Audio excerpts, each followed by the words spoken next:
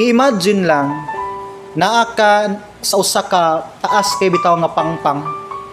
Pangpang, kailan mo pangpang? Ang gitason sa pangpang, kumahulog ka didto, sinsiyo yun.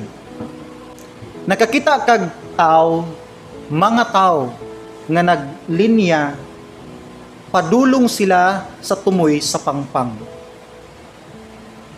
Kabalo ka, ang problema, naka-blindfold sila.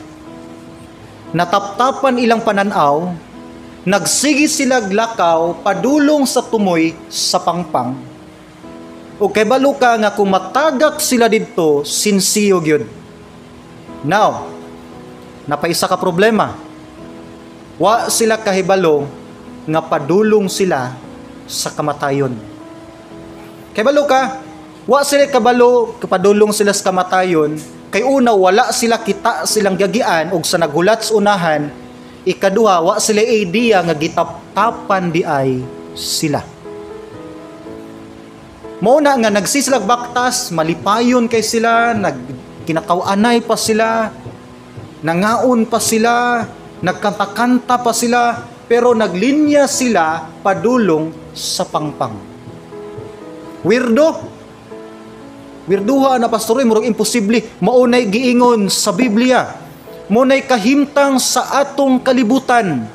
Ang tao nag-enjoy sa kinabuhi, nagsigig, enjoy sa food, enjoy sa laag, enjoy sa barkada, enjoy sa inom, enjoy sa yutanon o unudnon nga mga butang. Wa sa idea nga dugay na sang gibutahan ni Satan, o wa sa idea nga ang direksyon niyang gipadulngan, kamatayon sa iyahang kalag. Ang problema pag yun, kay ang tao nga nagbaktas padulong sa pangpang, duol sa imuhang kasing-kasing. Imagine na ha, naa ka dinhi, nasa unahan. Imo ba sigurong papa, mama, anak, bana, asawa, best friend, kauban basbalay, o imong friend nga dugay na kay na nimo nakita.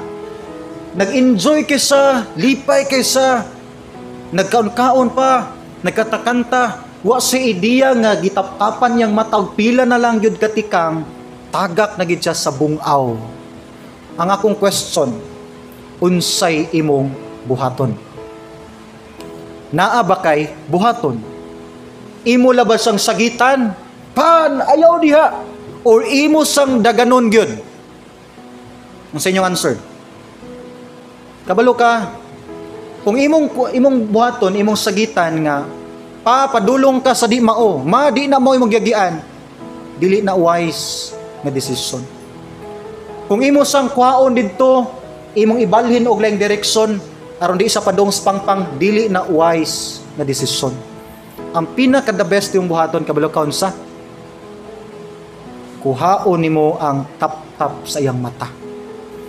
Once makuha ang tap-tap sa iyang mata, siya na mismo ang makarealize nga padulong siya sa kamatayon. Og siya na mismo ang mo decide asa di ang saktong dalan. Diya na sa mangita sa sakto nga dalan, kay di mao nga dalan iyang giagian. Og the only way nga makuha ang tap-tap sa tao, pinaagi gyud sa good news ni Christ. Sa kamatayon ni Christ. Ingon ang John, ingon ni Christ, the truth shall set you free. Ang kamatuoran nagimuhatag og kagawasan sa tao sa iyang pagka-blindfolded. Muna nga, kung naa kay time, ay yung tuguti, nga imong mga loved ones, magpabiling blinded sa kamatuuran. Ang kalibutan mo ingon, no, it's about money. Good news, kay naay promotion, naay business offer, naay sweldo, naay trabaho, mustaa ka atong income. Pero ang good news sa Bible, nahimong pobre si Christ, ug namatay sa cross. Ang kalibutan, good news, kay na ako nindot kayong kinabuhi. Kaya na ko paliton tanan. Happy akong relationships. Ang good news sa Bible, si Christ ang miangkon sa imong kaguol, kasakit pag-antos dito sa cross. Literally, dili happy ang life ni Christ sa yuta.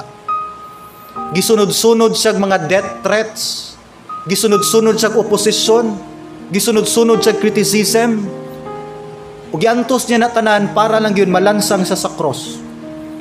Ang good news sa kalibutan, as long as na kay good nga relationship, good nga family, good husband, good nga wife, good na sa nga news.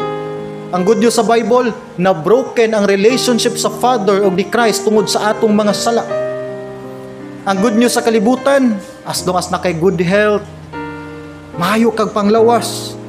Ang good news sa Bible, na usa ka tawo nga nasakit, gidughang ang kilid sa cross. Na-realize ba nimo sukad sa imong life?